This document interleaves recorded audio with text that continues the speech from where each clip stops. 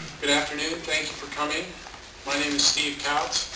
I'm Service Programs Manager in TriMet Service Plan Scheduling Department, and I'm the Hearings Officer here today.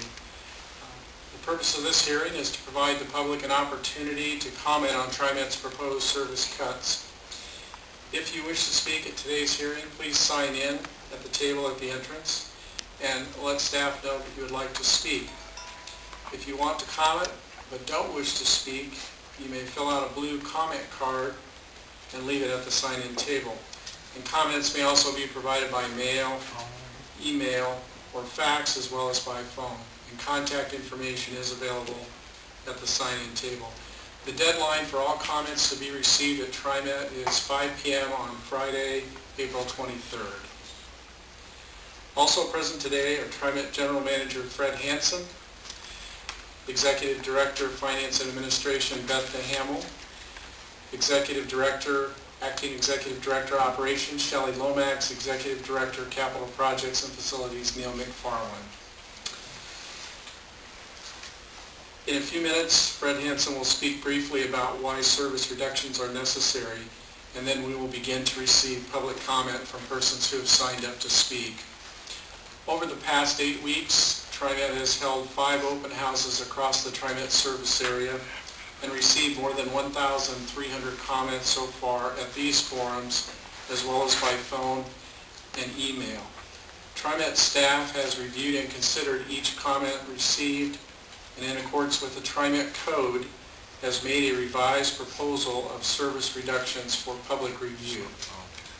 A description of the service cuts proposal is available at the sign-in table, and a large print version is also available.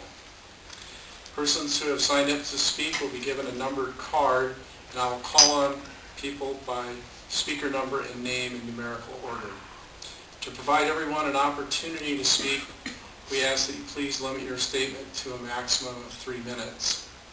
Also, each speaker will have one opportunity to provide oral comment, and we will hear from as many people as our time permits.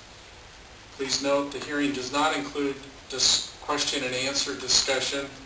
Information on the proposal is available in the sign-in area, and staff are available to answer any questions. After the close of the public comment period on April 23rd, public input will be reviewed and analyzed.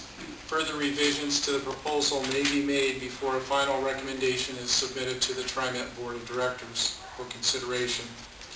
The final recommendation will include a summary of oral and written comments received during the public comment period. The first reading of the final recommendations will occur at the TriMet Board meeting on Wednesday, April 28th at 10 a.m. in the Beaverton City Hall Council Chambers. A second and final reading will occur at the TriMet Board meeting on Wednesday, May 26th at 9 a.m. in the Portland Building in Conference Room C. Following the second reading, the Board is expected to vote on the recommendations. At this time, I'd like to introduce General Manager Fred Hansen. Thanks, Steve. The purpose of today's hearing, as Steve just said, is to be able to hear from you, so my comments will be very brief. First, the reason. TriMet's revenue, most of it comes from the payroll tax. That's based really on employment throughout our region. This region has suffered in this greatest depression, recession since the Great Depression, a loss of 57,000 jobs. If you think back, and if you were here during the 2001 recession, that's about twice as many jobs as were lost back then. And so it gives you some sense of the depth of the issue. You can't help but watch the news and see the unemployment rates that soar here in Oregon and certainly within our region. The issue for us as we have looked at this, we are not alone. It's not just TriMet. In fact, a survey by the American Public Transit Association found that about just under 85% of transit properties across the country are facing exactly the same thing we are. In fact, in many cases, much more severe. They are looking at service reductions and or fare increases. Obviously, that's a painful process for all of us. The issue is, from our standpoint, that we look at service reductions as the absolute last place to go. But when 85% or more of our budget is really in the direct service, only so much can be cut from the overhead. In fact, if you think about it, we have reduced our overhead personnel by about 10% over during this recession. Frontline workers, who really are the ones who deliver service, by just 1%, 1/10 of what has been done at the overhead management level, administrative level.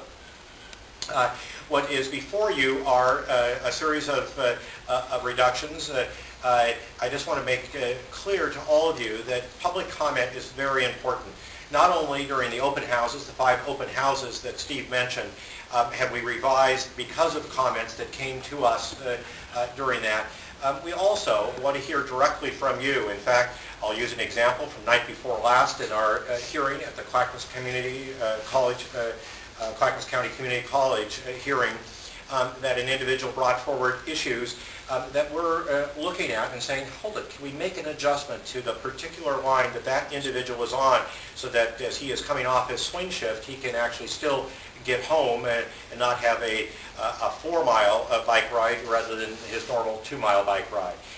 Those are issues we haven't made final decisions about, but it gives you an indication of how important it is that we actually hear from you. So with that, I'll turn it back to Steve and look toward hearing from each of you. Thanks. Thank you, Fred. I'll now open the hearing for oral comment. Please turn off all cell phones and pagers. The record of the hearing is being made by a court reporter. Please state and spell your name for the record.